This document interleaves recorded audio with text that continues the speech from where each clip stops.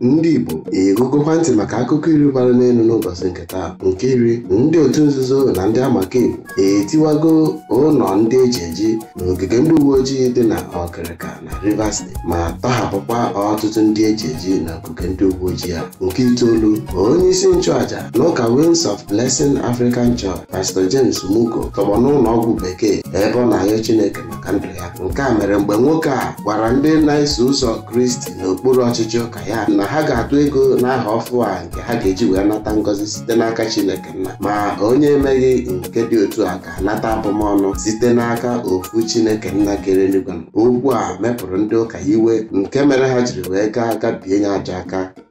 Nke asatọ, Daddy Freeze efochago Pastor Biodun Fatoyinboka ọkụkọ maka ịgwa ndị ụka ya Commonwealth of Zion Assembly ka akpọrọ Koza n'Ahịja ebe ọ na-ezighị oziọma na ndị Igbo niile na-eso ụzọ Kristi bụ ndị nwere ego na ha ncha nwere aka gọm.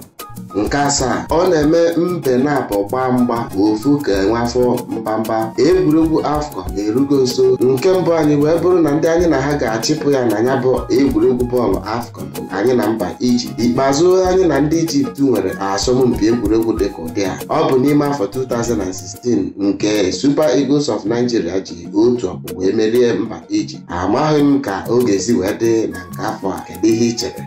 Nke isii, ndị ọnụ gọọmenti atọrọgo eze Ahoda West Local Government Rivers State ma sụkwazie nwunye ya ohi ego ruru 30,000 naira dịka ha na-anata, ma ruo mgbe ozi a ji erute anyị aka o nwebeghị ego ndị otu a kpọrọ aha a ga-enye ha tupu ha atọhapụ nwoke a ma ọ bụ kpọọ ndị ezinụlọ ya.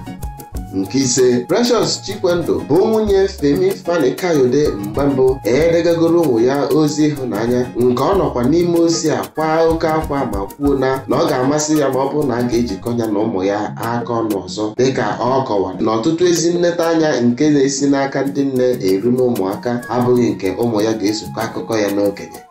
Nke anọ, otu nwaanyị mba Kenya aha ya bụ Helen Vukanzi ewerela iwe oke gbaa ụlọ ọkụ. Nwaanyị a were iwe etu dịka o kwuru tupu ọ kpaa aja agwa na di ya na-aga akwarịta nwaanyị ọzọ iko n'ezi. Ọ bụ nke a mere nwaanyị a jiri wee kpọchido onwe ya ụlọ ọkụ nakwa ụmụ ya atọ wee were mmanụ ọkụ petrol wee sunye ya bụ ụlọ ọkụ. Kama dịka ọ kpara aja agwa a, nwa ya bụ onye nke gbara aha 11 bụ naanị onye nara ije maka o si na ntụpụ ụlọ wee mapụ tupu ya bụ ọkụ agbagbuo nne ya na ụmụnne ya abụọ ndị ọzọ.